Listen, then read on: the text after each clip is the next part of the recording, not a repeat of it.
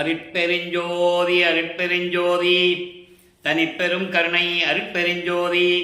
எல்லா உயிர்களும் இன்புற்று வாழ்க, வள்ளல் மலரொளி வாழ்க வாழ்க, கொல்லா விரதம் குவளை எல்லாம் ஓங்குக, நல்லோர் நினைத்த நலம் பெறுக, நன்றி நினைத்த எல்லோரும் வாழ்க இசைந்து.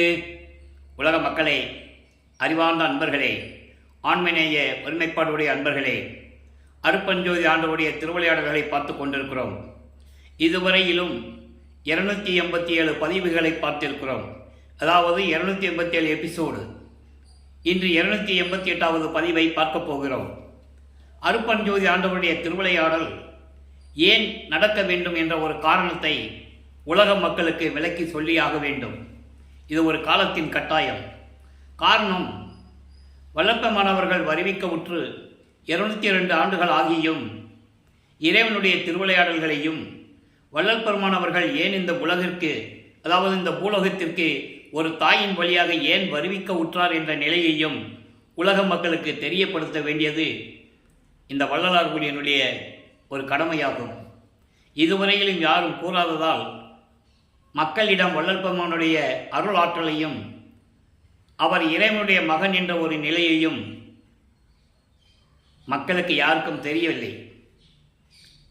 அதன் காரணமாக இறைவனுடைய கட்டளையின்படி இந்த வள்ளலார் ஊழியன் எடுத்த முயற்சிகள் நடந்து கொண்டிருக்கிறது. காரணம், அருட்பெருஞ்சோதி ஆண்டவர் ஆதியும் அந்தமில்லா தோன்றிய இறைவன், சுயமாக தோன்றிய இறைவன். அப்போ இந்த பிரபஞ்சம் தோன்றிய காலத்திலிருந்து ஏற்பட்ட 4 யுகங்களிலுமே, கிரேத யுகம், திரேத யுகம், துவார யுகம், கலியுகம், இந்த 4 யுகங்களிலுமே மார்க்கங்களும் சமயங்களும் மதங்களும் உருவாகிவிட்டன. இந்த சமயங்களும் பல வகை பிரிவுகள் உண்டு. சைவம், வைஷ்ணவம், கௌபாரம், காணாபத்தியம், சாகதம், சௌரம் போன்ற சமயங்கள். மார்க்கங்கள், கலங்க மார்க்கம், திராவக மார்க்கம், நவநீத மார்க்கம், பஸ்ம மார்க்கம். இந்த 4 மார்க்கங்களும் 4 யுகங்களிலுமே தோன்றியது. அதன் பிறகு கலியுகத்திலே தசா மார்க்கம், சத்புத்திர மார்க்கம், சக மார்க்கம், சமய மார்க்கம் என்ற மார்க்கங்கள் தோன்றிவிட்டன.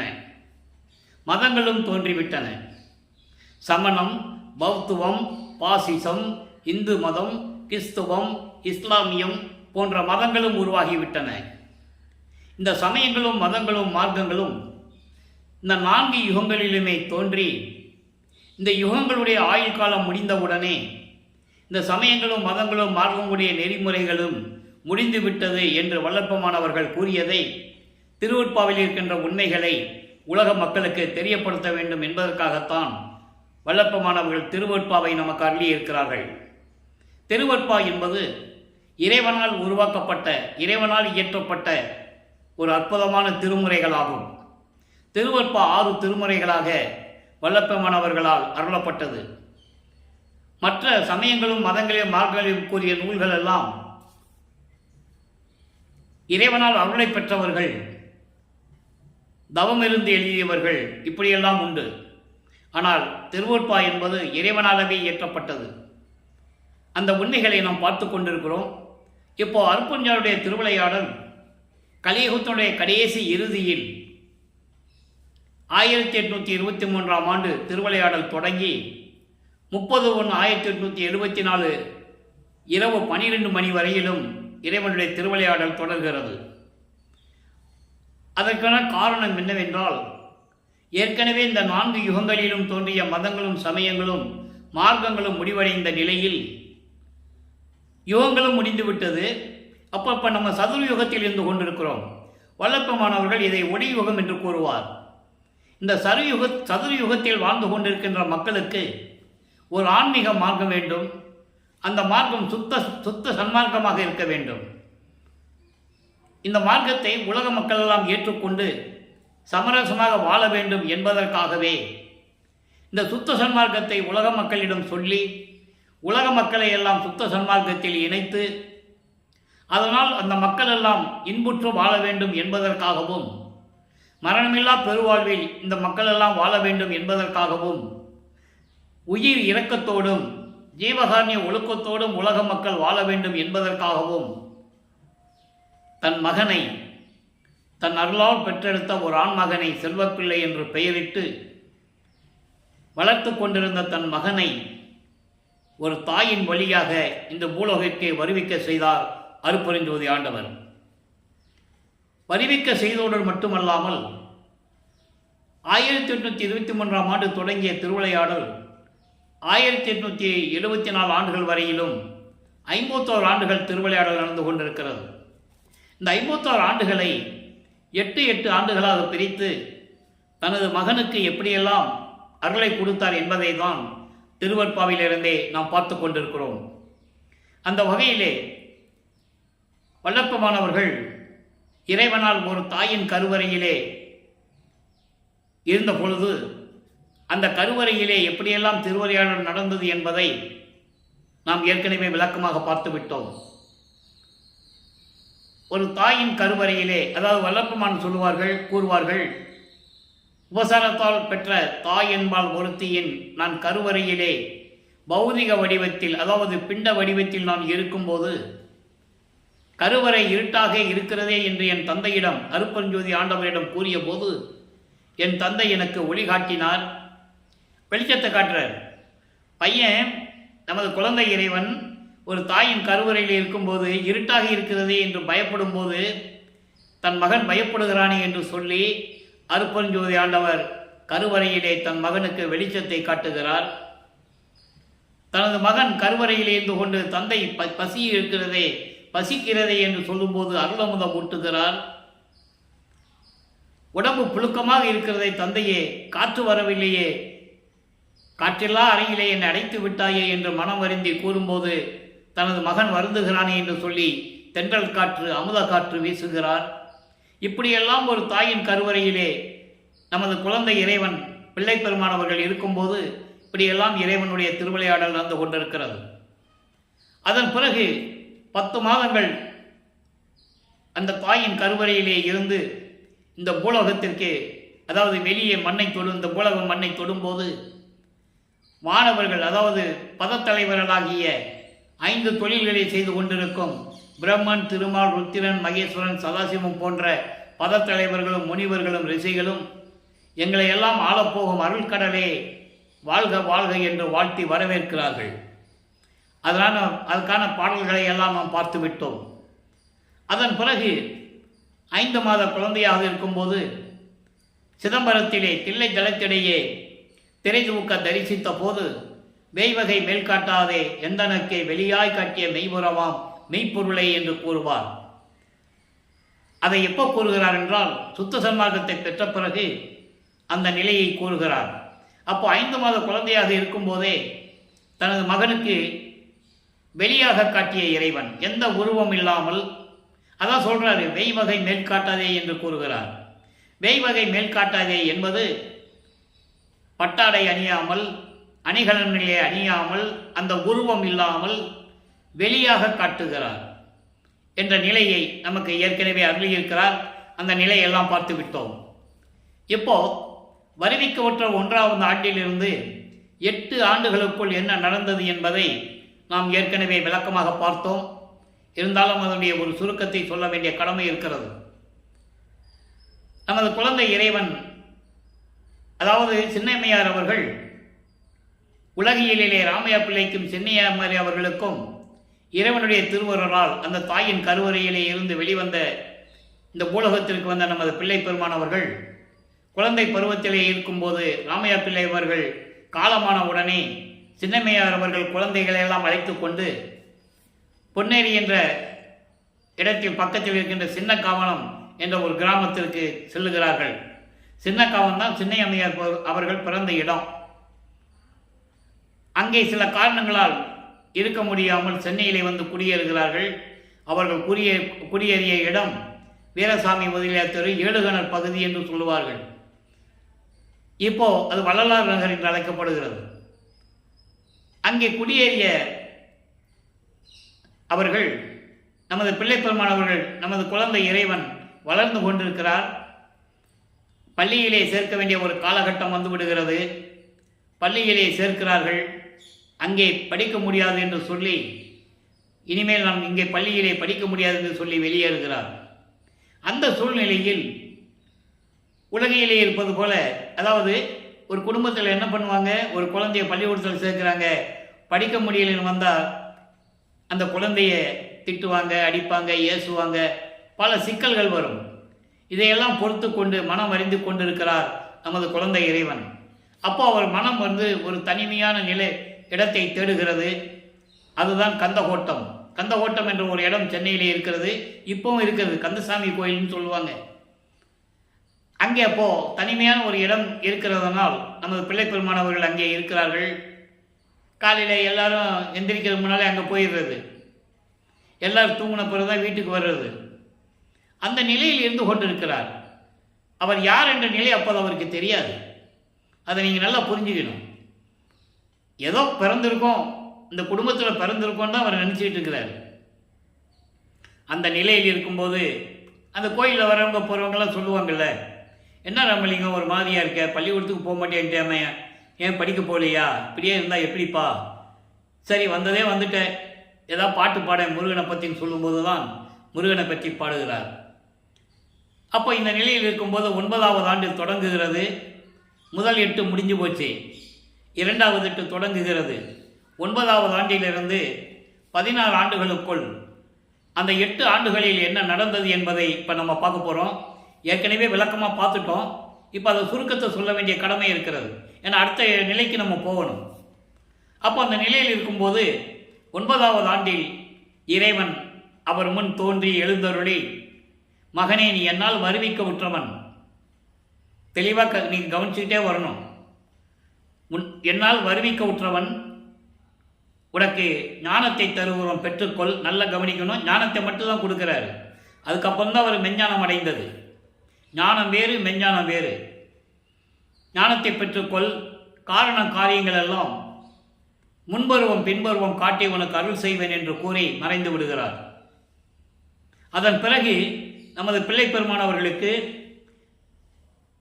அதாவது அருட்பெருஞ்சாண்டவர் தன் மகனுக்கு இட்ட பெயர் செல்வப்பிள்ளை. உலகியலிலே வருவிக்க உற்றதனால் ராமையா பிள்ளையும் சென்னைமையார் அவர்களும் ராமலிங்கேஸ்வரர் என்ற கோயிலிலே, பின்னலூர் என்ற ஒரு கிராமம் மருதூர் பக்கத்தில், அங்கே தான் அவருக்கு குலதெய்வம். அதனால் அவருக்கு ராமலிங்கம் என்று பெயர் இடுகிறார்கள். ஆக உலகியலிலே வருவிக்க விட்டதனால் அவருக்கு ஏற்பட்ட பெயர் ராமலிங்கம். அதன் பிறகு மக்களால் அருட்பிரகாச வள்ளலார் என்று அழைக்கப்பட்டார். ஆக பிள்ளை பெருமானவர்கள் இறைவனால் வருவிக்க உற்றவன் என்ற நிலை தெரிந்த பிறகு இறைவனிடம் முறையீடு செய்கிறார். 1ஆம் திருமுறை உருவாகிறது. நான் ஏற்கனவே கூறியது போல 8 பதிகங்கள், 712 பாடல்கள். 8 பதிகங்கள் திருவடி புகழ்ச்சி, விண்ணப்ப கலிவெண்பா, நெஞ்சறிவுறுத்தல், சிவனேசவெண்பா, மகாதேவ மாலை, திருவருள் முறையீடு, வடிவுடை மாணிக்க மாலை, இங்கித மாலை. இப்போ நம்ம திருவருள் முறையீடிலிருந்து இறைவனிடம் சிவபெருமானிடம் எப்படியெல்லாம் முறையிட்டார் என்பதை, அப்போ சிவபெருமான் தான் இறைவன் அவருக்கு. நல்லா நீங்கள் மனசில் வச்சுக்கணும். சமயங்களும் மார்க்கங்களும் மதங்களும் சூழ்ந்திருந்த காலகட்டங்களில் இவர் ஒரு சைவ குலத்தில் இருந்து வருவிக்க உற்றதனால் சைவ சமயத்தின் தலைவனாகிய சிவபெருமானை வழிபட்டு கொண்டிருக்கிறார். சைவ சமயத்தின் அடையாளமாகிய திருநீரை பூசிக்கொள்வதும் உத்திராட்ச மாலை போட்டுக்கொள்வதும் சிவபெருமானே நமச்சிவாயா, சிவாயனமா, சிவசிவா போன்ற மந்திரங்களை சொல்லி வழிபட்டு கொண்டிருக்கிறார். சரியை கிரிய யோகம் என்ற 3 நிலைகளில் இருக்கின்ற 12 நிலைகளிலும் இருந்தும் சமய நெறிகளை பின்பற்றி கொண்டு இருக்கிறார். நல்லா கவனிச்சுட்டே வரணும். ஏன்னா இது ஏன் சொல்கிறேன்னா மறுபடியும் வல்லப்பெருமான் அவர்கள் வருவிக்க உற்று 202 ஆண்டுகள் முடிந்த நிலையிலும் கூட இன்னும் இதை பற்றி மக்களிடம் விளக்கமாக யாரும் கூறவில்லை. அவர் ஏன் சமயங்களிலும் மதங்களிலும் மார்க்கங்களிலும் இருந்து கொண்டு சிவபெருமானே நமச்சிவாயா, சிவாயனமா என்று சொல்லிக்கொண்டு திருநீர் பூசிக்கொண்டு உத்திராட்ச மாலை போட்டுக்கொண்டு ஏன் இருந்தார்? அந்த காலத்தின் கட்டாயம். அருட்பெருஞ்சாண்டவர் தன் மகனை பக்குவப்படுத்துகிறார். காரணம், சமயங்களிலும் மதங்களிலும் மார்க்கங்களில் இருக்க செய்து அதன் பிறகு தனது மகன் வாயாலே இதெல்லாம் பொய் என்று சொல்ல வேண்டும். அதனால்தான் ஞானசரியிலே சொன்னார், பொறித்த மதமும் சமயமும் பொய் பொய்யே, அவற்றில் புகுதாதீர். இறைவனை சொல்லுகிறார். அதெல்லாம் முடிஞ்சு போச்சு, இருந்தது ஒரு காலத்தில், முடிஞ்சு போச்சுன்னு சொல்றாரு. உடைந்த சமய குழி நின்று எழுந்து உணர்வின் அழியா ஒரு நெறியாம் சன்மார்க்க திருநெறி பெற்று வந்தேன் ஞானசரியில சொல்றாரு. அதெல்லாம் ஒரு சமய குழி, அதாவது ஒரு பெரிய குழி, அது சாக்கடை. அதில் போய் கீழே விழுந்துட்டு வெளியே எந்திரிச்சு வரும்போது நீ உனக்கு சுத்த சன்மார்க்கத்தை தரேன் வாங்கிக்கோன்னு சொல்ற. ஏன் கொடிப்பாட்டிலையும் சொல்லுவார் உபதேசம், அதாவது சன்மார்க்க கொடி கட்டிட்டு அந்த கொடிப்பாட்டிலையும் சொல்லுவார், வெறித்த சமய குழியில் விளைந்தேன் தன்னை விழாத வகை மறித்து ஒரு பேரறிவு அளித்த வள்ளல் கொடி என்று சொல்லுவார். இதை ஏன் கூறுகிறார் என்றால், சுத்த சன்மார்க்கம் என்பது ஒரு தனி மார்க்கம், சமயங்களையும் மதங்களையும் மார்க்கங்களையும் சாராத மார்க்கம். நீ சமயங்களையும் மதங்களையும் மார்க்கங்களையும் இருந்து கொண்டு சிறு தெய்வங்களை வழிபட்டுக் கொண்டிருந்தால் அது உன்னுடைய தனி சுதந்திரம். ஆனால் சுத்த சன்மார்க்கத்திற்கு இன்னும் வந்துவிட்டால் அதையெல்லாம் முற்றிலும் துறந்து விட்டு வர வேண்டும். இந்த நிலையில் இருக்கும்போது அந்த விளக்கங்களை இன்னைக்கு நம்ம பார்க்க போறோம். இருந்தாலும் இரண்டாவது வீட்டில் இருக்கும்போது எப்படி முறையீடு செய்கிறார் என்பதை பார்த்தோம். சிவபெருமானை எப்படியெல்லாம் வழிபட்டார் என்பதை 232 பாடல்களில் இருந்து நாம் விளக்கமாக பார்த்து விட்டோம். அதன் பிறகு அவருக்கு ஒரு தவிப்பு, மனம், ஏக்கம். சிவபெருமானை பற்றி பாடியும் எந்த விதமான அருளை பெற முடியவில்லை. ஒருவேளை அம்மையை பற்றி பாடினால் அருள் பெற்றுவிடலாமா என்று சொல்லி வடிவுடை அம்மனை பற்றி பாடுவார். வடிவுடை மாணிக்க மாலை உருவாகிறது. மொத்தம் 100 பாடல்கள். இதுவரை 63 பாடல்களுடைய விளக்கங்களை பார்த்திருக்கிறோம்.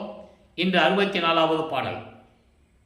தீது செய்தாலும் நின் அன்பர்கள் தம் முன் செருக்கி நின்று வாது செய்தாலும் நின் தாள் மறந்தாலும் மதியிலேன் ஏது செய்தாலும் பொறுத்து அருள்வாய் ஒற்றியினிடைப்பு மாது செய்யும் தாழ்குழல் மானே வடிவுடை மாணிக்கமே. இதுவரை 63 பாடல்களில் இருக்கிறதெல்லாம் நம்ம பார்த்தோம். நீயும் உன் கணவன் மட்டும் மகிழ்வோடு இருக்கிறீர்கள். நான் உன் கணவனால் வருவிக்க உற்றவன், நானும் உன் பிள்ளைதானே, உன் சேய்தானே, எனக்கு ஏன் அருளை கொடுக்க மறுக்கிறாய்? காரணம் என்ன? நான் என்ன செய்வேன்? என்ன செய்தால் உன் அருளை நான் பெற முடியும் என்றெல்லாம் பாடியிருப்பார். இப்போ இந்த பாடல் என்ன சொல்றாருன்னா, அதான் சொல்றாரு, நான் குற்றங்கள் செய்திருந்தாலும் தீது செய்தாலும், நான் குற்றங்கள் செய்திருந்தாலும் தீமைகள் செய்திருந்தாலும் உன் அன்பர்கள் முன் நான் ஆணவத்தோடு இருந்திருந்தாலும், சொல்றாரு, நின் அன்பர்கள் தம் முன் செருக்கி நின்று வாது செய்தாலும், நான் உன் அடியார்களிடம் சென்று ஆணவத்தோடு செருக்கத்தோடு நான் வாக்குவாதம் செய்திருந்தாலும், நின் தாள் மறந்தாலும், உன் திருவடியை வணங்குவதற்கு நான் மறந்திருந்தாலும், மதியிலே இந்த அறிவில்லாதவன் நான் என்ன செய்திருந்தாலும் அவற்றையெல்லாம் மன்னித்து எனக்கு அருள வேண்டும் தாயே, என் அம்மையே, நான் உன் பிள்ளை அல்லவா என்று பாடுகிறார். முறையீடு செய்கிறார், நானும் உன் பிள்ளை அல்லவா. ஒரு பாடலில் சொல்லுவாருங்க, அருமையாக சொல்லுவார், ஒரு பக்கம் முருகனை வச்சுக்கிட்டு ஒரு பக்கம் விநாயகனை வச்சுக்கிட்டு நீயும் உன் கணவனும் சந்தோஷமா ஒரு குடும்பமா இருக்கிறீங்களே, என்னை மட்டும் உன் புருஷன் விண்ணுலகத்திலிருந்து பூலோகத்துக்கு ஒரு தாய் கருவையில் 10 மாதம் இருக்க வச்சு என்னை கொண்டு வந்தானே, நானும் உன் பிள்ளை தானே. அழகா சொல்லுவார். இவ்வளோ அற்புதமான பாடல்கள் எல்லாம் உண்டு. அப்போ அந்த நிலை இருந்து கொண்டு வடிவடை மணிமாய்க்கு சொல்றாரு, நான் என்ன குற்றம் செய்திருந்தாலும், என்ன தன்மை, அதாவது தீமை செய்திருந்தாலும், தீய காரியங்கள் செய்திருந்தாலும், உன்னுடைய அடியார்களிடம் போய் நின்று ஆணவத்தோடு நின்று நான் வாக்குவாதம் செய்திருந்தாலும், எல்லாவற்றையும் பொறுத்து உன் திருவடியை நான் மறந்திருந்தாலும் எல்லாவற்றையும் பொறுத்து எனக்கு அருள்வாயாக என் தாயே, திருவொற்றியூரில் இருக்கின்ற என் அம்மையே. சரஸ்வதி கூட உன்னை வந்து வணங்குகிறாள். அதான் சொல்றாரு, ஒற்றியிடை பூ மாது செய்யும். பூ மாதுன்னா செந்தாமரை மலரில் வீற்றிருக்கின்ற சரஸ்வதி வணங்கக்கூடிய என் தாயே, அப்படிப்பட்ட தாயே, திருவொற்றியூரில் இருக்கின்ற என் தாயே, வடிவுடை மாணிக்கமே, எனக்கு அருள வேண்டும் என்று சொல்லி தாயிடம் முறையீடு செய்கிறார்.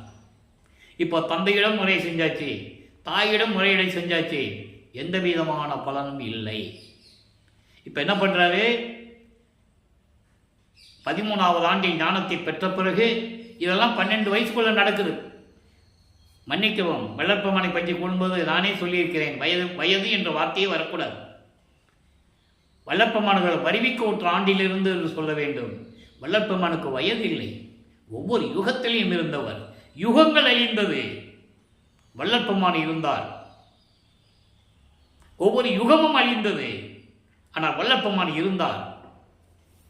நல்லா நீங்க புரிஞ்சுக்கணும். திருவற்பாவில் இருக்கின்ற உண்மைகளை தான் நான் இங்கே விளக்கமாக உங்களுக்கு கூறிக்கொண்டிருக்கிறேன். யாரும் மறுக்க முடியாது.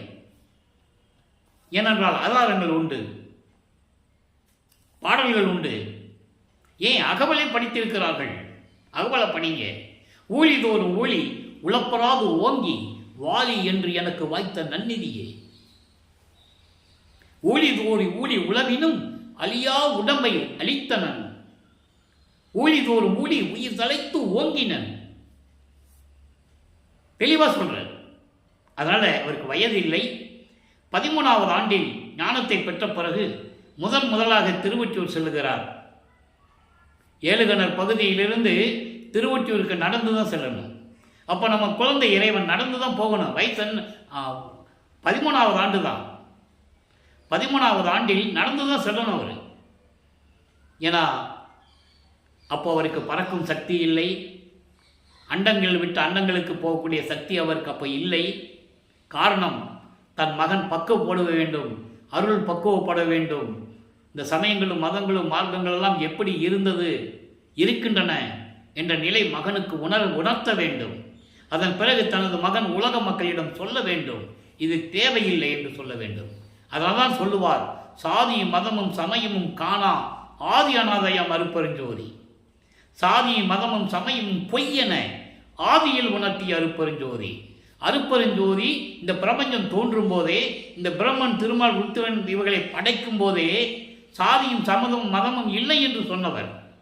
ஆனால் அவர்கள் காலத்தில் தான் இதெல்லாமே உருவானது. அவருடைய அரசாட்சி காலத்தில் தான் உருவானது.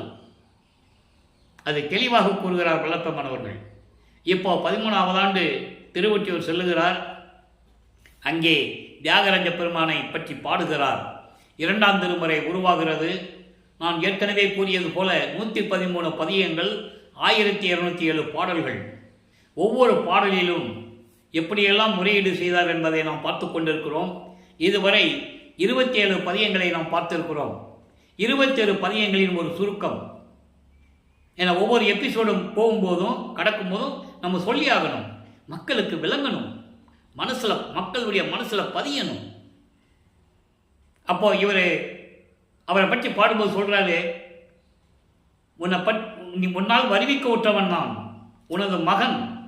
என்னை இந்த பூலோகத்திலே ஒரு தாயின் வழியாக கருவறையிலே இருக்க வைத்து இந்த பூலோகத்திற்கு கொண்டு வந்து என்னை துன்பப்படுத்திக் கொண்டிருக்கிறாய். இது நல்லதல்ல, ஒரு தந்தைக்கு அழகல்ல. அப்படியெல்லாம் பாடுவார். அதன் பிறகு திருமுல்லை வாயிலுக்கு செல்லுவார். ஒருவேளை அங்கே போனால் அருளை பெற்று விடலாமா என்ற ஒரு ஏக்கத்தில், ஒரு எதிர்பார்ப்பில் அங்கே போவார். அங்கே சிவபெருமானுடைய பெயர் மாசிலாமணி. மாசிலாமணி உருகி பாடுவார். நமக்கெல்லாம் கண்ணிலிருந்து தண்ணி வரும். அவ்வளவு அழகான பாடல்கள் உண்டு திருவற்பாவிலே. என்னை வருவிக்க செய்துவிட்டு உன்னை பார்க்க வந்தா, ஏன் வந்த, எதுக்கு வந்தேன்னு கேட்கல, ஊமை மாதிரி நின்றுட்டு இருக்க, அப்படியெல்லாம் பாடுவார். ஒரு பிரயோஜனம் இல்லை. அதன் பிறகு திருவல்லியத்தாயத்துக்கு செல்லுவார். அங்கே போய் சிவபெருமானை பற்றி பாடுவார், விண்ணப்பிப்பார், முறையீடு செய்வார். ஒன்றும் நடக்கலை. கந்த துணி கட்டிட்டு நிற்கிறியே, யாரை ஏமாத்த இந்த மாதிரி பண்ணிட்டு இருக்க, எனக்கு ஒரு கந்த துணியை கொடு, நானும் கட்டிக்கிட்டு நிற்கிறேன், வரவங்க போகிறவங்கள பார்த்துட்டு போட்டோம். பெற்ற மகனை தெருவில் விட்டு விட்டானே என்று சொல்லி உன்னை இந்த உலகம் பழி சொல்லுமே, உன்னை இகழ்ந்து பேசுவார்களே, உனக்கு அந்த சொல் வந்துடக்கூடாது. அந்த இழிவும் ஏற்று பேசுகளும் உனக்கு வந்து சேர்ந்துடக்கூடாது என்றுதான் நான் பயப்படுகிறேன். என் தந்தையே, விரைவில் வந்து எனக்கு அருள்வாயாக என்றெல்லாம் மனமுருகி பாடுவார். எந்த விதமான பதிலும் இல்லை. அதன் பிறகு இனிமேல் திருவல்லியத்தாயத்துக்கும் திருமுல்லை வாயிலுக்கும் வரப்போவதில்லை என்று தந்தையிடம் சொல்லிவிட்டு இப்போ திருவொற்றியூருக்கு செல்லுகிறார். 28வது பதிகம் உருவாகிறது. சந்நிதி முறையீடு. அவருடைய சன்னதி முன்னால் எப்படி முறையீடு செய்கிறார்? இன்று 7வது பாடல் அந்த பதிகத்திலே. உய்யும் வண்ணம் இப்போ வல்லப்பமானவர்கள் 2வது இடத்தில் இருந்து கொண்டிருக்கிறார். 16 ஆண்டுகளுக்குள் இருந்து கொண்டிருக்கிறார். நல்லா கவனிச்சுட்டே வரணும்.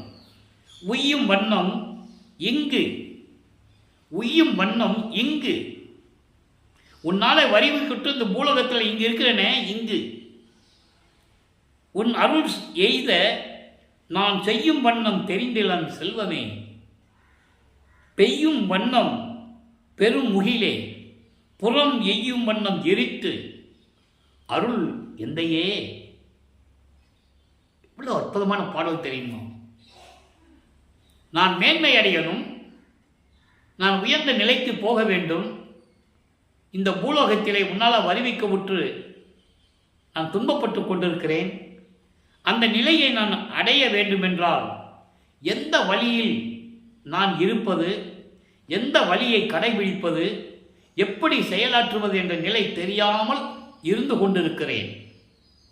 நான் அருள் எய்த உன்னுடைய அருளை பெற வேண்டுமென்றால், உன் அருளை அடைய வேண்டுமென்றால் நான் என்ன செய்ய வேண்டும் தெரிந்திலேன், தெரியாமல் விழித்து கொண்டிருக்கிறேன். என் அருள் செல்வமே, என் தந்தையே, மழை பெய்யும் பெரும் முகிலே, அருள்மலை கொடுக்கக்கூடிய, அருள்மலை பெய்து கொண்டிருக்கின்ற முகில் போன்ற இறைவனே, மேகம் போன்ற இறைவனே. அதாவது மேகம் மழை பொழியும், அதை ஓமானமாக காட்டி அருள்மலை பொழிந்து கொண்டிருக்கின்ற மேகமே, என் இறைவனே, எனக்கு விரைவில் வந்து அருள்வாயாக. முப்புறத்தை எரித்த இறைவனே. முப்புறம் என்பது ஏற்கனவே நிறைய விளக்கங்கள் நான் கொடுத்திருக்கிறேன். இன்றும் முப்புறம் என்று சொன்னதனால் விளக்கத்தை கொடுக்க வேண்டிய கடமை இருக்கிறது. முப்புறம் என்பது பொன்கோட்டை, அதாவது தங்கக்கோட்டை, வெள்ளிக்கோட்டை, இரும்பு கோட்டை. தாராகாசுரனுடைய பிள்ளைகள் அசுரர்கள், அரக்கர்கள் தேவர்களை துன்புறுத்திவிட்டு, மக்களை துன்புறுத்திவிட்டு அந்த கோட்டைக்குள்ள போய் ஒளிஞ்சிக்குவாங்க. அந்த கோட்டையை யாராலையும் அழிக்க முடியாது. சிவபெருமான் நின்று புன்னகையால் 3 கோட்டைகளையும் எரித்தவர். அழகா சொல்வார் பாட்டில், புன்னகை செய்து முப்புறத்தை எரித்தவனே என்று கூறுவார். அதை இங்கே சொல்றாரு. அந்த 3 பிள்ளைகளும் வித்துன்மாலி, தாரகச்சன், கமலாச்சன். வித்துன்மாலி பொன்கோட்டையை கட்டி கொண்டிருக்கின்றவன் தங்கக்கோட்டை, தாரகச்சன் இரும்பு வெள்ளிக்கோட்டை, கமலாச்சன் இரும்பு கோட்டை. 3ஐயும் புன்னகையால் எரித்தவன். அதை இங்கே சொல்றாரு. அப்படி எரித்து தேவர்களையெல்லாம் காப்பாற்றிய என் தந்தையே, எனக்கு அருளவில்லையே, எனக்கு அருள வேண்டுமே, எனக்கு அருள்வாயாக. எந்தையே, எந்தை என்பது எனது தந்தையே, விரைவில் வந்து எனக்கு அருள வேண்டும். முன்னால் இந்த பூலோகத்திற்கு வருவிக்க உற்று நான் துன்பங்களையும் மனம் துயரங்களையும் அனுபவித்துக் கொண்டிருக்கிறேன். ஏளன பேச்சுகள் என்னையெல்லாம் ஏளனமாக பேசிக் கொண்டிருக்கிறார்கள். ஒரு சாதாரண பிறவி என்று நினைத்து கொண்டிருக்கிறார்கள். நான் உனது மகன் என்று கூட நான் என்னால் சொல்ல முடியவில்லை. ஏனென்றால் நீ வேஷம் மட்டும்தான் போட வேண்டும், நீ யார் என்று இந்த உலகத்திற்கு சொல்லக்கூடாது என்று வேற சொல்லிவிட்டாய். பாடல் உண்டு, கற்பனை அல்ல, கதை அல்ல, பாடல்கள் இருக்கிறது. 2 நிலத்து போல் வேடங்கட்டி இருத்திக்குள்ளோன்னு சொல்லுவார். அவங்க அப்பா சொன்னார் மகன்கிட்ட, மகனே நீ பூலோகத்துக்கு போற, நான் என்னன்னு சொல்ற வரைக்கும் நீ வேஷம் மட்டும்தான் பண்ணணும், நீ யாருக்கும் சொல்லக்கூடாது. 2 நிலத்து போல் வேடங்கட்டி இருத்திக்குள்ளோம்.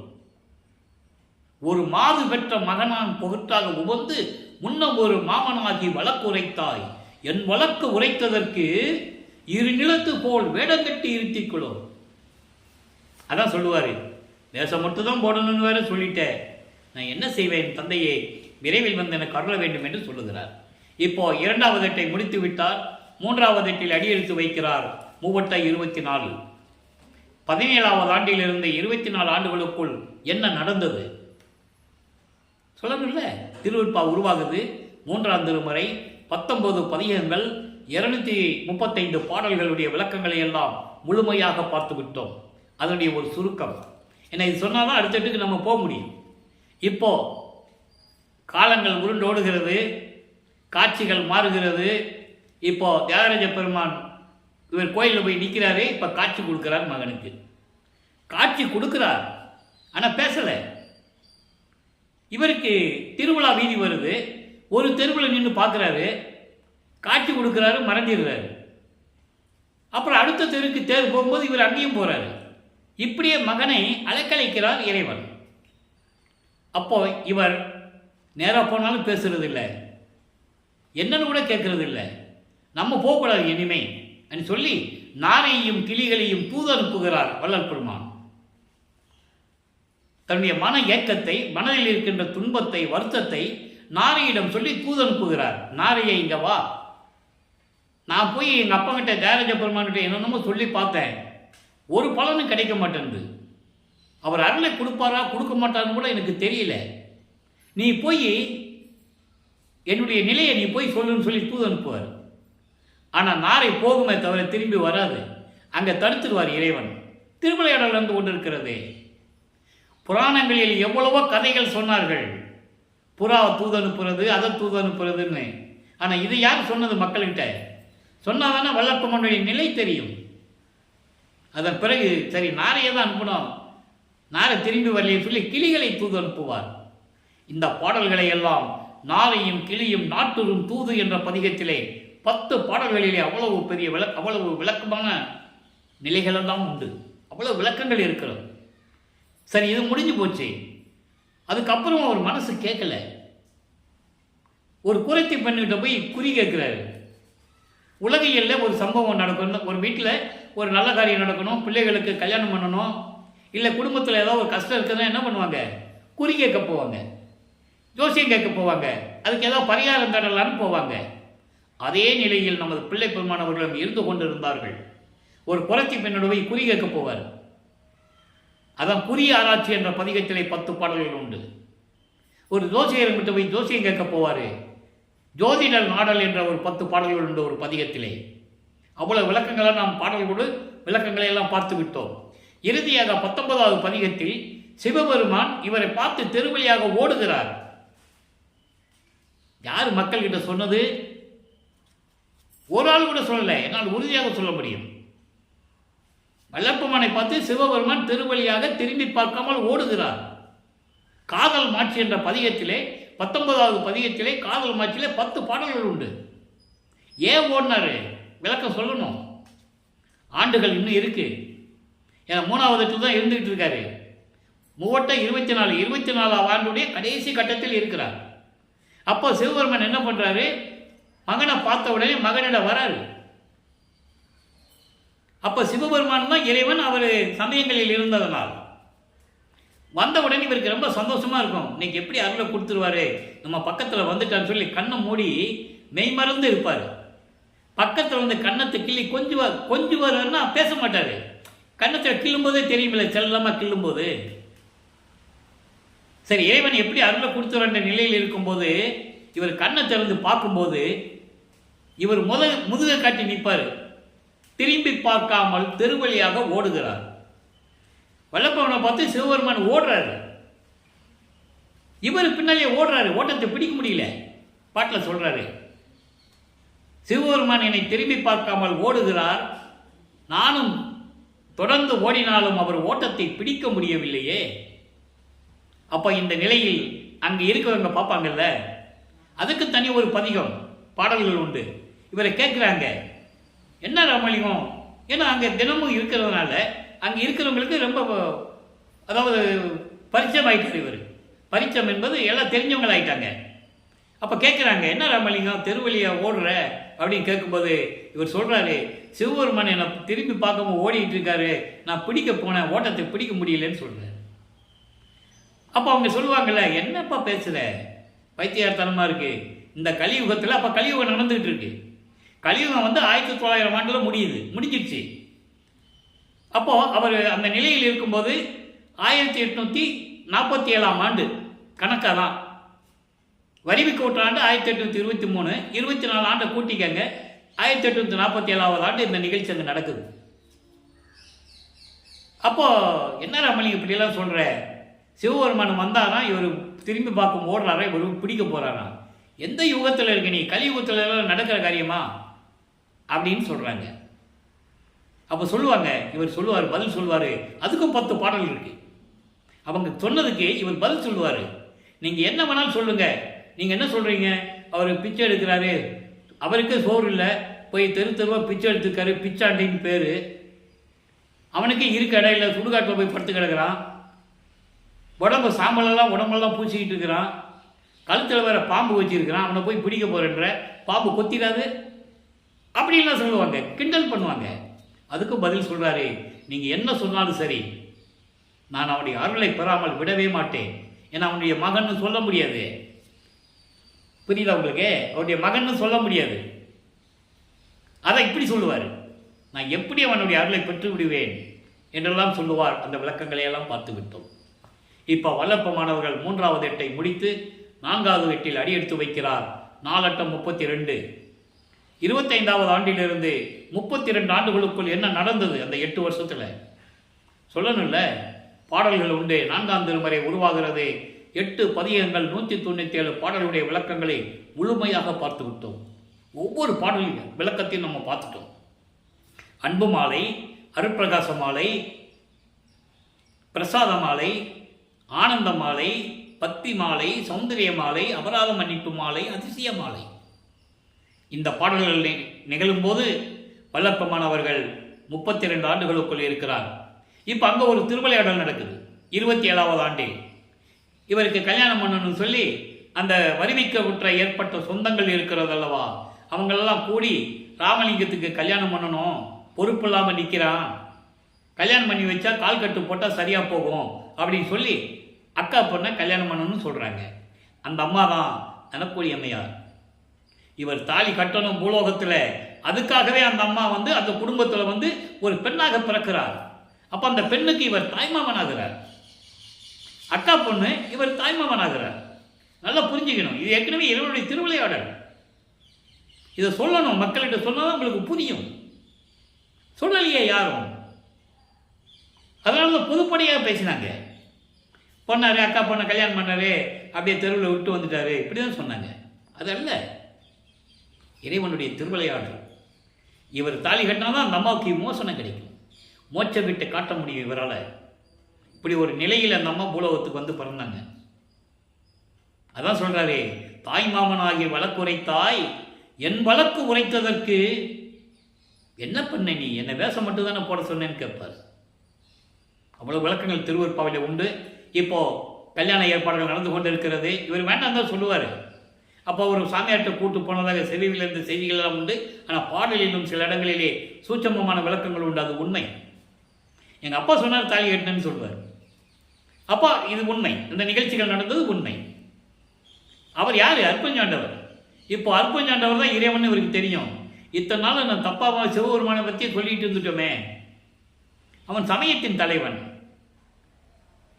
இப்போ அற்பஞ்சாண்டவர் தெரியும், சுத்த சன்மார்க்கம் இருக்கிறது தெரியும். இப்போ இந்த நிலைகள் இருக்கும்போது கல்யாணம் பண்ணியாச்சு, அந்த அம்மாவுக்கு விமோசனத்தை கொடுத்தாச்சு. இவர் உலகியலை விட வேண்டும், இயற்கையாகவே பாசங்களை நீக்குதல், அந்த நிலையில் இப்போ இருக்கிறார். ஏற்கனவே அந்த விளக்கத்தை நான் கொடுத்துருக்கேன். இறைவனுக்கு 8 குணங்கள் உண்டு. இவர் அந்த முதல்ல 4 குணத்தை பிடிச்சிட்டாரு. இப்போ 5வது குணத்தில் நிற்கிறார். தன்மையத்தனாதல், தூய உடம்பினாதல், இயற்கை உணர்வினாதல், முடிவில் ஆற்றல் உடைமை, அதாவது முற்றிலும் உணர்தல். முடிவில் ஆற்றல் உடைமை பின்னால் வரும். இந்த 4 நிலைகளை கடந்து இப்போ இயற்கையாகவே பாசங்களை நீக்குதல், அந்த நிலையில் இப்போ இருக்கிறார் வல்லப்பமானவர்கள். எல்லா பாசங்களையும் வைவிக்க விட்டதனால் ஏற்பட்ட பாசங்கள், தாய், தந்தை, அண்ணன், அக்கா, அப்படியெல்லாம் உலகியல் நடந்துருச்சு இல்லை, அதை விடணும் இல்லை. இவருக்கு ஏற்கனவே எந்த உறவும் கிடையாது, பேரன் கிடையாது, பேத்தி கிடையாது, ஒன்றும் கிடையாது. குடும்பம் நடத்தினாரா பேரன் பேத்தி வர்றதுக்கு? அதெல்லாம் கிடையாது. அப்போ இந்த நிலையில் இருக்கும்போது 5வது நிலையில் இருக்கிறார். இயற்கையை உணவினாதல், இயற்கையாகவே பாசங்களை நீக்குதல் என்ற 5வது நிலையில் இப்போ வல்லப்பமானி இருந்து கொண்டிருக்கிறார்.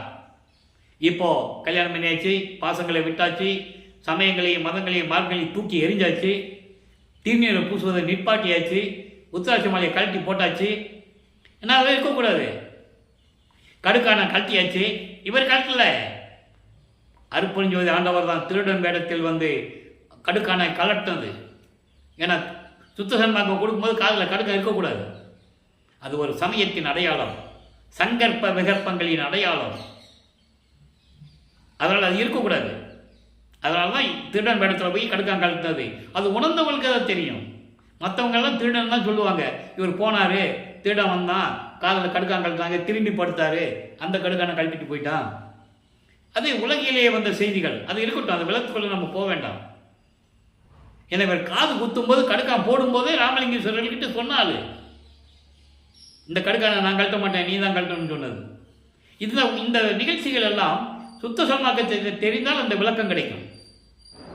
அப்போ இந்த நிலையில் இருக்கும்போது சரிய கிரிய யோகம் என்ற நிலைகளை கடந்து விட்டால் இப்போ சுத்த சன்மார்க்கத்தை வாங்குவதற்கு அங்கே போகணும். இங்கே இருக்கும்போது 32வது ஆண்டுடைய கடைசி நிலையில் ஏமசித்தியை வாங்கிட்டாரு. திருநூறு வேண்டான்னு அப்பா சொல்லிட்டு போயிட்டாரு.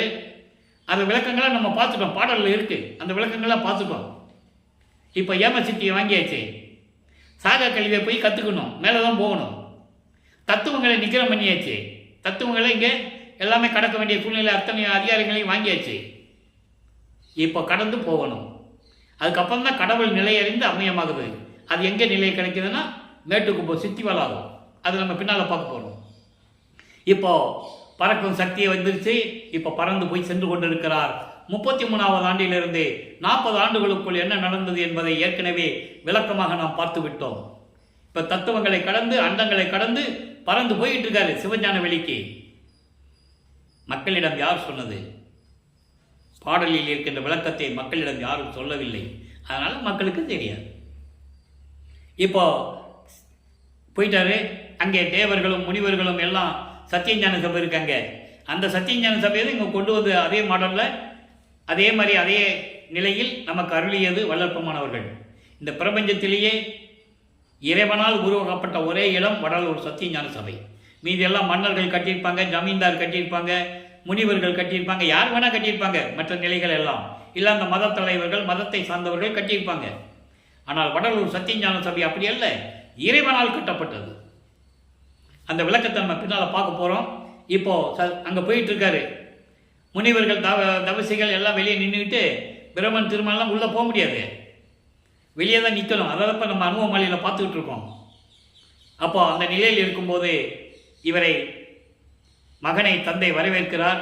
மகனை இந்த ஆடைகளை களைந்து விட்டு புனித நீராடி புத்தாடை அணிந்து, இவர் முக்காடோடு தானே போகிறாரு, புத்தாடை அணிந்து வருகை, உனக்கு மணிமடல் சூட்ட வேண்டும், 2 நாளிகை தான் பாக்கி இருக்கிறது, விரைவில் வருகை என்று சொல்லி மகனுக்கு கட்டளையிட மகனும் வந்து மங்கள கோலத்துடன் வந்து சிங்காசனத்திலே அமர்கிறார். மணிமுடி சூட்டுகிறார் அருப்பெருஞ்சோதி ஆண்டவர். கையிலே ஒரு காப்பு கொடுக்கிறார். காப்புனா இந்த நாட்டாமைகள்லாம் போடுவாங்கள்ல, மன்னர்கள் இளவரசனுக்கு கையில் ஒரு காப்பு போடுவாங்க. நாட்டாமைங்க தன்னுடைய மகனுக்கு அந்த பதவியை கொடுப்பாங்க. அதே போல் தன் மகனுக்கு கையிலே அந்த காப்பை அளிக்கிறார். சுத்த சன்மார்க்கத்தை கொடுக்கிறார். மகனே, சுத்த சன்மார்க்கம் இனிமேல் உன்மார்க்கம். அதனால தான் அவர் என் மார்க்கம்னு சொல்லுவார் வளர்ப்பமான். சாகா கல்வியை கற்றுத்தருகிறேன், கற்றுக்கொள் என்று சொல்லி சாகா கல்வியை கற்றுக் கொடுக்கிறார். அந்த நிலையை இங்கே தேவர்களும் முனிவர்களும் பிரம்மன், திருமால், ருத்திரன் போன்ற பதத்தலைவர்களும் பார்த்து கொண்டிருக்கிறார்கள். முகத்தில் கடுகு வெடிக்கிற மாதிரி இருக்கான், நறுமுறுமெனவே என்று சொல்லுவார். அந்த பாட்டுடைய விளக்கத்தில் பார்த்து விட்டோம். இப்போ எல்லா நிலைகளையும் வாங்கி கொண்டு 3 நிலை தான் பாக்கி. அருப்பெருஞ்சோதியை வாங்கணும், திருவருள் செங்கோலாட்சியை வாங்கணும். ஏற்கனவே கொடுத்தாச்சு, அதிகாரத்தை வாங்கியாச்சு, செயலாற்றணும் இல்லை. இறைவன் வந்து மகனோட கலந்துக்கணும். இந்த 3 நிகழ்ச்சிகள் நடக்கிறது மேட்டுக்குப்பம் சித்தி வளாகத்தில். இப்போ எல்லாம் வாங்கிட்டு விண்ணுலகத்திலிருந்து சுத்த சிவஞான வெளியிலிருந்து பூலோகத்திற்கு திரும்பி வருகிறார். நேரம் வரும்போது சிதம்பரத்துக்கு தான் போகிறாரு. ஏன் போகிறாரு அந்த நிலையும் விளக்கத்தை நம்ம சொல்லியாச்சு. அது ஒரு திருவிளையாடல். அங்கே பரசுராம இருக்கணும், அந்த வெங்கட ரெட்டியார் கருங்குழி இருக்க வீட்டுக்கு சொந்தக்காரர் அங்கே இருக்கணும். அந்த நேரத்தில் இவர் போய் அங்கே நிற்கணும். அப்போ பரசுராமனை இவர் அறிமுகப்படுத்தணும், உங்கள் வீட்டுக்கு கூட்டு போங்கன்னு சொல்லணும். இதெல்லாம் ஒரு திருவிளையாடல். அப்படி நடந்து இங்கே கொண்டு வந்து தங்கி இருக்கிறார். இப்போ வல்லப்பமானவர்கள் 6வது எட்டில் இருந்து கொண்டிருக்கிறார். அதை தான் இப்போ லைவில் பார்த்துக்கிட்டு இருக்கோம். இப்போ அதை லைவில் பார்த்துக்கிட்டு இருக்கோம். இப்போ கருங்குழியில் இருக்கும்போது தந்தையும் மகனும் எப்படி உரையாடினார்கள் என்பதை எல்லாம் பார்த்தோம். ஜீவகாருண்ய ஒழுக்கம் உருவாக வேண்டும், இந்த பிரபஞ்சத்திற்கு அறிமுகப்படுத்த வேண்டும், அதற்காக ஒரு தர்மசாலை இருக்க வேண்டும். ஜீவகாருண்ய ஒழுக்கம் என்பது 7 பிரிவுகள் உடையது.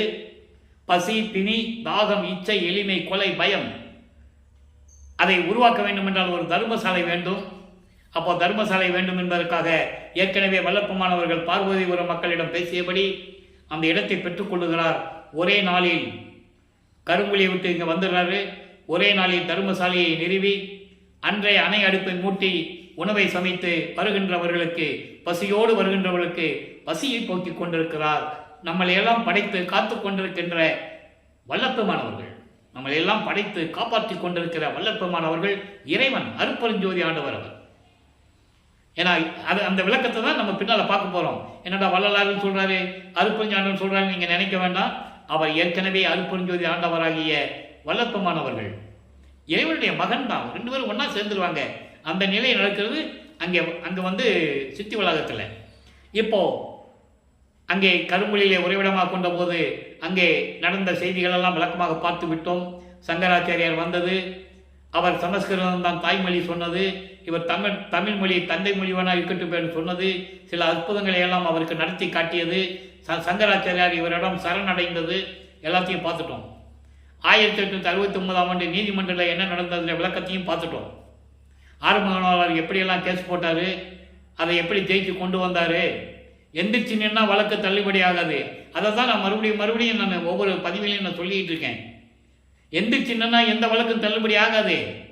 விசாரணை பண்ணணும், நீதிபதி கேட்கணும், இவர் நீதிபதி முன்னால் எழுந்தருளணும், அப்போ நீதிபதிக்கு இவர் காட்சி கொடுக்கணும், நீதிபதி இவர் இறைவன் என்று நீதிபதி உணரணும். இந்த நிகழ்ச்சிகளெல்லாம் நடந்து முடிஞ்சு போச்சு. அதனால தான் நீதிபதி திருவற்பாவை மறுப்பாய் என்று அறிவிக்க முடியாது, மனுவை தள்ளுபடி செய்கிறேன், வழக்கை தள்ளுபடி செய்கிறேன் சொல்லிட்டார். அந்த தீர்ப்பை பெற்றுக்கொண்டு இங்கே தர்மசாலையிலே அமர்ந்து கொண்டிருக்கிறார். உத்தரஞான சிதம்பரமாலை உருவாக்கி அந்த விளக்கங்களை எல்லாம் பார்த்துட்டோம். அந்த பாடலாம் சொல்லுவார். அப்பா மகன்கிட்ட என்ன சொன்னார், மகனே இங்கே எல்லாம் ஏமாற்றுவாங்க, சுத்த சம்பாதம் சொல்லிட்டு வருவாங்க, நீ பார்த்து தான் நீ அருளை கொடுக்கணும், மற்றவங்களெல்லாம் ஓரமாக ஒதுக்கிடு, அவங்களுக்கெல்லாம் பரிகாரம் தான் உண்டு, அருளை கொடுக்க முடியாது, நீ தெளிவாக பார்த்துக்கோ அப்படின்லாம் சொல்லுவார். அதெல்லாம் நம்ம பார்த்துட்டோம். ஏன் சொன்னார் என்ற விளக்கத்தையும் பார்த்துட்டோம். மக்கள் உணர வேண்டும், மக்களுக்கு தெரியப்படுத்த வேண்டும். யார் தெரியப்படுத்துகிறார்? யாருமே தெரியப்படுத்தல. மைக்கை போட்டு சொல்லணும், கொலையும் தவிர்த்துலாம் இங்கே வரணும்னு சொல்லணும். அதான் சொல்கிறார் அவர். உள்ளே பூவுன்னு சொன்னது வேற, அங்கே அவன் மனசில் ஏற்படுத்தணும் அந்த நிகழ்ச்சியை. அப்போ அந்த நிலையில் இருக்கும்போது சத்தியஞான சபையை எப்படி கட்டினாலும் நம்ம பின்னால் பார்க்க போகிறோம். இப்போது நடராஜபதி மாலையை, சத்குரு மாலையை எப்படியெல்லாம் அந்த பாடலுடைய விளக்கத்தை வந்தது என்றால பார்த்துட்டோம். ஏன்னா நடராஜபதி மாலையை பர்டிகுலராக சொல்கிறாரு. நடராஜன் வேற, அருட்பெருஞ்சோதி நடராஜ பதி வேற.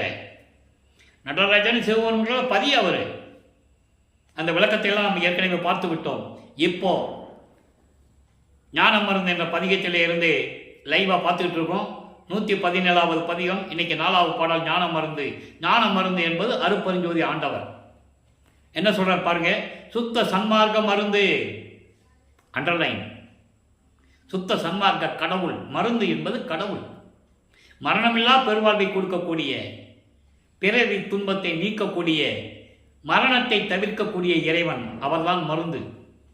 சுத்த சன்மார்க்க மருந்து, சுத்த சன்மார்க்க கடவுள், அருள்ஜோதி மலையில் புலங்கும் மருந்து. அருள்ஜோதி மலை என்பது சுத்த சிவஞான வெளி, வெட்ட வெளி, பிரகாசமான வெளி, பரிபூர்ணமாக ஒளி வீசிக் கொண்டிருக்கின்ற வெளி.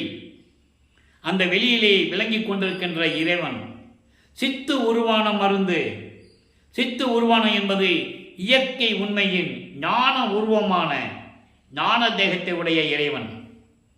என இவர் முத்தேகம் பெற்றவர். சுத்த தேகம், புரண தேகம், ஞான தேகம். இவரோடு கலக்கும்போது எல்லா தேகமும் இவருக்கும் வந்துடும். அதை நம்ம ஏற்கனவே பார்த்துட்டோம், விளக்கங்கள்லாம் பார்த்துட்டோம், பாடல்களில் இருக்கின்ற விளக்கம் எல்லாம். சித்து உருவான மருந்து, இயற்கை உண்மையின் அடிப்படையில் உருவான ஞான தேகத்தோடு இருக்கின்ற இறைவன் என்னை சித்து எல்லாம் செய்ய. நல்லா கவனிக்கணும், எளிமையான வரி, ஆனால் விளக்கங்கள். இந்த விளக்கத்துக்கெல்லாம் 1 மாதம் சொல்லலாம், தினமும் 1 மணி நேரம் பேசணும். என்னை சித்து எல்லாம் செய்யவல்ல, எல்லா அருள்களையும் கொடுத்து நீ இதை செய்ய வேண்டும் என்று சொல்லி செய்வித்த மருந்து. அண்டர்லைன், செய்வித்த. என்னை இந்த பூலோகத்துக்கு வருவிக்க செய்து, சமயங்களிலும் மதங்களிலும் மார்க்கங்களில் இருக்க செய்து, அதன் பிறகு சுத்த சன்மார்க்கத்தை கொடுத்து, மகனே இந்த பிரபஞ்சத்தை இயக்குவாயாக என்று கட்டளையிட்ட மருந்து, என்று கட்டளையிட்ட இறைவன். எவ்வளவு அற்புதமாக சொல்றாரு. இந்த பிரபஞ்சத்தை இயக்குவது யார்? வல்லப்பமானவர்கள். பிரம்மன், திருமால், ருத்திரன், மகேஸ்வரன், சதாசிவம் 5 தொழில்களை செய்து கொண்ட தலைவர்கள் தனித்தனியாக செய்து கொண்டிருந்தார்கள். 5 தொழில்களையும் ஒன்றாக கொடுத்து பிரபஞ்சத்தை இயக்குவாயாக என்று கட்டளையிட்ட இறைவன் அருட்பெருஞ்சோதி ஆண்டவர் என் தந்தை என்று கூறுகிறார். செய்வித்த மருந்து. அதுக்கான விளக்கங்கள் நிறைய பார்த்துட்டோம். ஆற்றின் முதலாம் 5 ஓர் 5ஐயும் தேக்கி அமுது நீ செய் என்றான். எல்லாத்தையும் நீயே செஞ்சுக்க மகனே, எல்லாம் உனக்கு தான் உரிமை உண்டு, வேறு யாருக்கும் கிடையாது அப்படின்னு சொல்றாரு. தூக்கி எடுத்தான், தூக்கி அணைத்தான். எடுத்தான் என்ன? சமயங்களிலும் மதங்களிலும் மார்களில் நீக்கி என்னை கொண்டு வந்தான், தூக்கி அணைத்தான். இரவா தேகம் கொடுத்தான், சிற்றம்பலத்தான் எனக்கோ என்கோ என்று சொல்லுவார். ஆக அப்படியெல்லாம் செய்வித்த மருந்து என்று கூறுகிறார். என்னை வருவிக்க செய்து, சமயங்களிலும் மதங்களிலும் மார்களில் ஈடுபட செய்து, பெண்ணை என்பது தூக்கி எடுத்து அதிலிருந்து நீக்கி என்னை அணைத்து ஆட்கொண்டு சுத்த சன்மார்க்கத்தை கொடுத்து நீயே பிரபஞ்சத்தை இயக்குவாயாக 5 தொழிலையும் செய்து கொண்டு என்று செய்வித்த மருந்து. கட்டளையிட்ட எனது இறைவன் என் தந்தை அருட்பெருஞ்சோதி ஆண்டவன் என்று சொல்லுகிறார். இறுதியாக மக்களே, 147வது பதிகம் அனுபவ மாலையிலே இன்று 64வது பாடல். வடிவுடை மாணிக்க மாலைக்கு 64வது பாடலுக்கும் இந்த 64வது பாடலுக்கும் எவ்வளவு வித்தியாசம் இருக்கும் என்பதை நீங்கள் புரிந்து கொள்ள வேண்டும். அங்கே சிவபெருமான் வடிவுடையம்மன் என்னமோ சொல்லுவார். அப்போது அவர் இருந்த நிலை அவருக்கே தெரியாது. அதுக்கப்புறம் தான் சொல்றாரு, நான் முன்னால் இருந்தது உண்மைதான். எங்க சொல்லுவாரு? சுத்த சன்மார்க்க கொடி கட்டி பேருபதேசம் சொல்லும்போது சித்தி வளாகத்தில் வச்சு சொல்லுவார், நான் இருந்தது உண்மைதான், நான் இருந்தது காலகட்டத்தின் கட்டாயம், அதில் ஒன்றுமே இல்லைன்னு தெரிஞ்சு போச்சு எனக்கு, அதை விட்டுட்டு வந்துட்டேன், அதனால தான் எனக்கு இந்த லாபம் கிடைச்சது. அப்போ எனக்கு அற்ப அறிவாக இருந்தது. அதில் ஒருத்தர் கேட்பார்ல, அதையும் சொல்கிறாரு, எனக்கு அற்ப அறிவாக இருந்ததுன்னு சொல்லுவார். அற்ப அறிவு என்பது மறைப்பு நிலை. அவருக்கு அறிவு இல்லாமல் இல்லை. நல்லா புரிஞ்சுக்கணும். அவர் மெஞ்ஞானம் பெற்றவர், எல்லாரையும் பெற்றவர். மக்கள்கிட்ட சொல்லும்போது அற்ப அறிவுன்னு சொல்லி சமாதானப்படுத்துகிறார். அப்போ தான் மக்கள் நம்புவான். அவங்ககிட்ட போய் மற்ற விஷயங்கள் சொன்னால் அவங்களுக்கு தெரியாது இல்லையா? அப்போ எனக்கு அறிவு இல்லைப்பான்ட்டார். அவ்வளோதான். அது மறைப்பு நிலை. நீ மறைப்பு நிலைன்னு அவர் சொல்லியிருந்தானே என்ன மறைப்புன்னு கேட்பாங்க. புரியுதா உங்களுக்கு? அறிவியல்னு சொல்லிட்டு போயிட்டா அதோட முடிஞ்சு போச்சு. அதனால தான் சொன்னார், மறைப்பு நிலை இருந்தது அப்போ அவருக்கு. அதனால தான் அப்படி சொன்னார். இப்போ இந்த அனுபவ மாலையில் என்ன சொல்கிறார் பாருங்க. அனுபவ மாலை என்பது ஏற்கனவே நான் கூறியிருக்கிறேன். தன்னை மனைவியாகவும் இறைவனை கணவனாகவும் வர்ணனை செய்து உள்ளத்தை தோழியாக வர்ணனை செய்து தோழியிடம் சொல்லுவது போல உலக மக்களுக்கு தெரிவிக்கிறார். இதுதான் பாடலுடைய மைய கருத்து. நல்லா கவனிங்க, என்ன நிலையை சொல்றார் பாருங்க. சத்தியஞான சபைகளை யாரும் போக முடியாதுன்னு சொன்னேன்ல, அந்த விளக்கத்தை தான் ஒவ்வொரு பாடம் தான் நம்ம பார்த்துட்டு வரோம். இன்னைக்கு சொல்லுவார், பார் உலகாதிபர், புவனா அதிபர், அண்டா அதிபர்கள், பகிரண்டாதிபர், வியோம அதிபர், முதலாம் அதிபர்கள். அதாவது பூலோகத்தில் இருக்கின்றவர்கள், ரிஷிகள், முனிவர்கள் பூலோகத்தில் இருக்கிறாங்க. அதே மாதிரி தேவர்கள் இருக்கிறாங்க. அண்டாதிபர்கள் தேவர்கள், பகிரண்டாதிபர்கள் பதத்தலைவர்கள், பிரம்மன், திருமால், ருத்திரன், மகேசன் போன்ற பதத்தலைவர்கள், வியோம அதிபர். வியோம அதிபர்னா யாரு? இந்திரன்.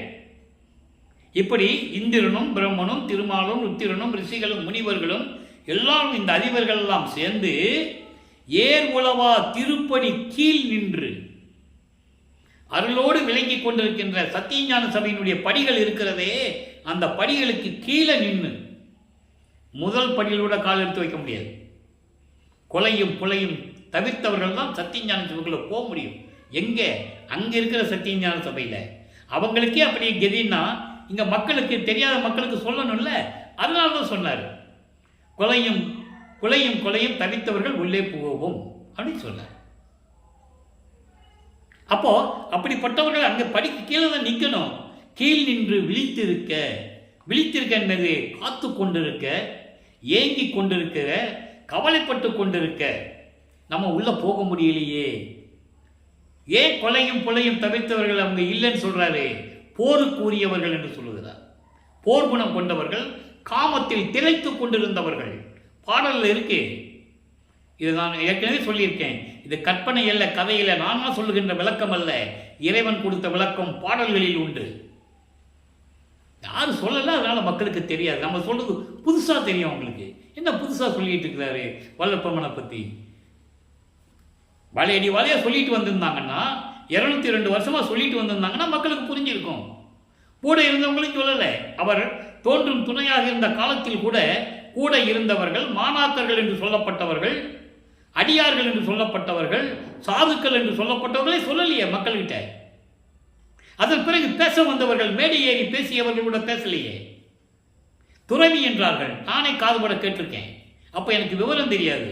அப்போ இறைவன் என்னை ஆட்கொள்ளவில்லை. இந்த விளக்கெல்லாம் தரவில்லை எனக்கு இறைவன். அப்போ சித்தி உலகத்துக்கு வந்து 14 வருஷம் ஆகுது. நான் அப்போ ஒரு மரத்துக்கடியில் தான் படுத்து கிடந்தேன், கைகால் வழங்காம. அப்போ எனக்கு தெரியாது. அவங்க பேசுகிறத நான் அங்கே தான் கேட்பேன். மேடை பக்கத்தில் தான் படுத்துருப்பேன், மரத்து கீழே. தெரியாது. நானே கூட நினச்சேன் இப்படியெல்லாம் இருக்குமோ அப்படின்னு. அப்போ இறைவன் என்னை ஆட்கொண்டு திருவொற்பாக்கு விளக்கம் சொன்ன பிறகுதான் எனக்கு தெரியும். நான் தமிழ் இலக்கணம் இலக்கியவன் படித்தவன் அல்ல. இறைவன் கொடுத்த விளக்கத்தை தான் உங்கள்கிட்ட சொல்லிட்டு இருக்கேன். இதை ஏன் சொல்கிறேன்? என்னுடைய பெருமைக்காக அல்ல. இறைவன் என்னை ஆட்கொண்ட விதத்தை மக்களிடம் சொல்ல வேண்டும். நான் அவனை பிடித்தேன், உறுதியாக பிடித்தேன். நீதான் இறைவன் என்று பிடித்தேன். அந்த பலன் எனக்கு கிடைத்தது. தமிழ் துறவி என்றார்கள், பாடலாசிரியர் என்றார்கள், கதையாசிரியர் என்றார்கள், ஒரு அரசியல்வாதி போல சித்தரித்தார்கள் வல்லற்பெருமானை. நல்லா புரிஞ்சுக்கணும் நீங்க. அப்போ இந்த நிலையில் இருக்கும்போது அவர் சொல்றாரு, அங்க சுத்தஞான செவலிக்கு போறாரு. இங்க என்ன சொன்னாங்க? அவர் எங்க போனாலும் தெரியாதுப்பா, ஊர் சுத்திட்டு இருப்பாரு. எந்த ஊருக்கு போனாலும் எங்க சுத்திட்டு இருக்காருன்னு யாருக்கு தெரியும்? ராமலிங்கம் எங்க போனாருன்னு யாருக்கு தெரியும்?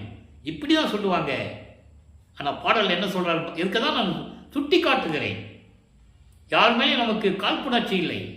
ஆனால் இறைவனுடைய உண்மை நிலையை கொள்ளாமல் விட்டு விட்டார்கள் என்ற ஒரு ஆதங்கம், மனம் வருந்துகிறது, கண்களில் நீர் வருகிறது. பிடிப்பட்ட இறைவனை சொல்ல தவறி விட்டார்களே. அவர் என்ன சொல்றார் பாருங்க. அங்க படிக்கு கீழே நிற்கிறாங்கன்னா அப்புறம் என்ன அர்த்தம்? அவர் அங்கே இருக்காருன்னு அர்த்தம். இங்கே இல்லைன்னா மூலவத்தில் இல்லைன்னா அங்கே இருக்கிறாருன்னு அர்த்தம். அந்த விளக்கத்தை தான் சொல்றாரு. ஏர் உலவா திருப்படிக்கையில் நின்று விழித்திருக்க எல்லாரும் வெக்கப்பட்டு கூனி குறுகி நம்ம போக முடியலையே.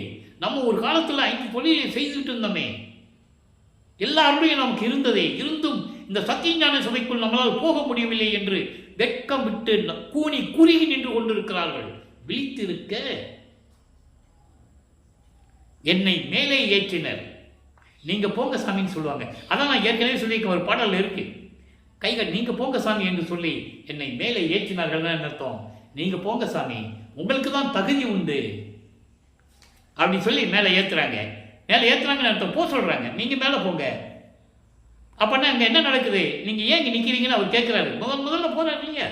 33வது வண்டி முதல்ல போறாரு அவரு. என்னை மேலே ஏற்றினர், நான் போற்றி அங்கு நின்றேன். நான் இறைவனை வணங்கி என் தந்தையை வணங்கி அங்கு நின்று கொண்டிருக்கிறேன். அப்போ என்ன நடந்தது? சீர் உலவா யோகாந்த நடம், திரு கலாந்த நடம், நாதாந்தத்தை செய்யும் நடம், போதாந்தத்தை செய்யும் நடம் நான் கண்டேன். அந்தங்களை கடந்து போனார்கள, கலாந்தம், யோகாந்தம், போதாந்தம், நாதாந்தம், வேதாந்தம், சித்தாந்தம். வேதாந்தம் சித்தாந்தம் நாளைக்கு பார்க்க போறோம். இன்னைக்கு நாளை சொல்லிட்டாரு.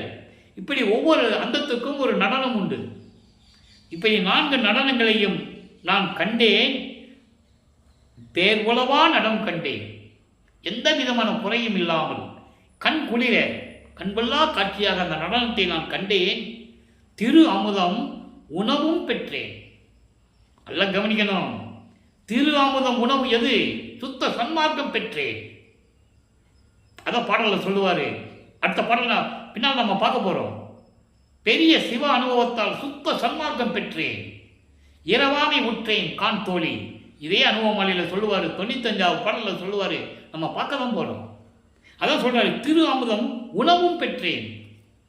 திரு அமுதம் உணவு எனது சுத்த சன்மார்க்கம். சுத்த சன்மார்க்கத்தை பெற்றால் இறைவனுடைய அருளமுதம் உண்டு, மரணமில்லா பெருவாழ்வு உண்டு. அதான் சொல்றாரு உலக மக்கள்கிட்ட, மக்களே வாங்க வாங்க சுத்த சன்மார்க்கத்துக்கு, நீங்க மரணமில்லா பெருவாழ்வில் வாழலாம். மரணமில்லா பெருவாழ்வு என்பது அடுத்த பிரிவு அவனுக்கு கிடையாது. இறைவனுடைய திருவடியிலேயே இருக்கலாம். அதான் சொல்றாரு, திரு அமுதம் உணவும் பெற்றேன். நான் அங்கே போனேன், திருவமுதம் சுத்த சன்மார்க்கம் வாங்க போகிறாரு. அதான் இங்கே சொல்கிறாரு. சுத்த சன்மார்க்கத்தை அங்கே போய் தான் வாங்குறாரு. வாங்கி தான் இங்கே கொண்டு வந்து சங்கத்தை அமைக்கிறாரு. நல்லா புரிஞ்சுக்கணும் நீங்கள். தந்தையின் எழுந்த வாங்கி தந்தையின் கட்டளைப்படி இங்கே வந்து சொல்கிறார். அப்போது திரு அமுதமும் உணவும் பெற்றேன், நான் செய்த தவம் பேர் உலகில் பெரிதே. எத்தனை உலகங்கள் இருந்தாலும் சரி, எல்லாவற்றையும் பெரியது நான் செய்த தவம். என்ன தவம் செஞ்சார்? கடலுக்குள்ளே போனாரா? மலைக்கடியில் போனாரா? குகைக்குள்ளே போனாரா?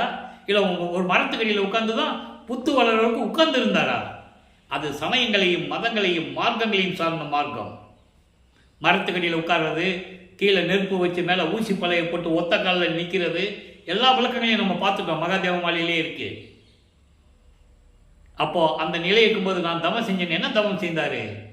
நோவாமல் நோம்பு என்னை போல் நோற்றவரும். சுத்த சன்மார்க்கம் தவம் என்பது என் நேரமும் இறைவனை நினைத்து கொண்டு மகாமந்திரத்தை சொல்லுவது. அருப்பெருஞ்சோதி அருப்பெருஞ்சோதி தனிப்பெருங்கண்ணி அருப்பெருஞ்சோதி. அது மட்டும் தவம் அல்ல. சுத்த சன்மார்க்கத்தின் தவம் உயிர் இரக்கம், ஜீவகாரணிய ஒழுக்கம். அதுலேயே எல்லாம் வந்துடும், 7 பிரிவுகளில் வந்துடும். அப்போ சுத்த சன்மார்க்கத்தின் தவம் ஜீவகாரணிய ஒழுக்கம். அதான் சொன்னாலே, ஜீவகாரணிய ஒழுக்கமே கடவுள் வழிபாடு. மோட்ச வீட்டின் திறவுகோல். மோட்ச வீட்டின் திறவுகோல் இருந்தாலும் கூட சுத்த சன்மார்க்கத்தில் இருந்தால்தான் மோட்ச வீட்டுடைய பூட்டை இந்த திறவுகோலை வச்சு திறக்க முடியும். அப்போ ஒவ்வொன்றுக்கு ஒன்று தொடர்பு இருக்கு. அந்த விளக்கத்தை நம்ம பின்னால் பார்க்க போகிறோம். சுத்த சன்மார்க்க விளக்கமே ஒழுக்கமே மோட்ச வீட்டின் திறவுகோல். அப்போ அந்த திறவுகோலை எப்படி வரணும்? சுத்த சன்மார்க்கத்தில் இருந்தால் தான் அந்த திறவுகோல் அந்த பூட்டை திறக்கும். இல்லைன்னா கள்ளசாதி ஆகிடும். நீ எவ்வளோதான் சோறு போட்டாலும் சரி, சுத்த சன்மார்க்கத்தில் இருந்தால் தான் அந்த ஜீவகாரணிய ஒழுக்கம் உனக்கு பலன் கொடுக்கும். ஒவ்வொன்றுக்கும் தொடர்பு உண்டு. நம்ம பின்னால் 7 பிரிவுகளில் பார்க்க போகிறோம். ஆக இன்றைய திருவிளையாடல் இதோடு நிறைவடைகிறது. நாளையும் தொடரும். இன்றைய பதிவு, இன்றைய எபிசோடு இன்னைக்கோடு முடியுது, அவ்வளோதான். நாளைக்கு தொடரும். அப்போது வல்லப்பமானவர்கள் சுத்த சிவஞான வழிக்கு சென்றது, அந்த சுத்த சன்மார்க்கத்தை பெற்றது, பிரம்மன் திருமால் முதலெல்லாம் படிக்கு கீழே நின்னது, இவர் ஒருத்தர் தான் எல்லா நடனத்தையும் பார்த்தது, எல்லாம் இந்த பாடல் மூலமாக நாம் தெரிந்து கொண்டோம். இறைவனுடைய திருவிளையாடல் எப்படியெல்லாம் நடந்தது என்பதை இன்று நாம் விளக்கி கூறிவிட்டோம். எனவே அன்பர்களே, நீங்களும் சுத்த சன்மார்க்கத்தில் இணைந்து கொலையும் புலையும் தவிர்த்து, முக்கியமான நெறியே தான், கொல்லா நெறியே குருவரில் நெறியென எனக்கு பல்கால் பகந்த மெய் சிவமே என்று சொல்லுவார். சிவம் என்பது அருப்பெருஞ்சோதி. ஆக சைவ நிலையில் இருந்து கொண்டு இறைவனை வணங்கி அருப்பெருஞ்சோதி அருப்பெருஞ்சோதி தனிப்பெருங்கண்ணை அருப்பெருஞ்சோதி என்ற மகாமந்திரத்தை சொல்லி இறைவனுடைய அருளையும் செல்வங்களையெல்லாம் பெற்று நீங்கள் நோயற்ற வாழ்வில் வாழ வேண்டும். இதை இறைவனுடைய தயவையும் கருணையும் பெற்றுக்கொண்டு நீங்கள்லாம் நீடூழி வாழ வேண்டும் என்று இறைவனுடைய அருளால் வேண்டிக்கொண்டு இந்த வள்ளலார் ஊழியன் விடைபெறுகிறேன். மீண்டும் நாளை சந்திப்போம். நன்றி, வணக்கம். அருப்பெருஞ்சோதி அருப்பெருஞ்சோதி தனிப்பெருங்கருணை அருப்பெருஞ்சோதி. நாளையும் திருவிளையாடல் தொடரும். கண்டு மகிழ்ந்து இறைவனுடைய அருளை பெற்றுக்கொள்ளுங்கள்.